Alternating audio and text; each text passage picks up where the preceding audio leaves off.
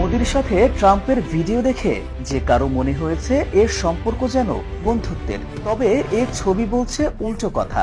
ঠিক কি কারণে এমন সম্পর্কের ফাটল ধরল দুজনের মধ্যে তা যেন ধোঁয়াশা।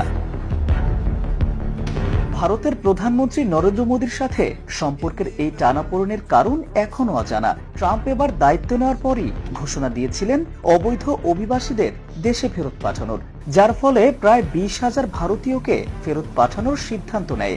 এরই মধ্যে 200 ভারতীয় অভিবাসীদের কোমরে দড়ি ও পায়ে শিকল বেঁধে ঘাড় ধাক্কা দিয়ে পাঠিয়ে দেন ভারতে। মার্কিন প্রেসিডেন্ট ইতিমধ্যে অভিবাসন এবং নাগরিকত্ব নিয়ে আরো কঠোর হয়েছেন এ মাস্টারমাইন্ড, যেখানে বন্ধুত্ব কিংবা সম্পর্ক মূল্যহীন। তবে এভাবে সামরিক বিমানে করে ভারতীয়দের ফেরত পাঠানোর বিষয়টি দিল্লি কোন চোখে দেখবে তা নিয়ে চর্চা শুরু হয়েছে ইতিমধ্যেই।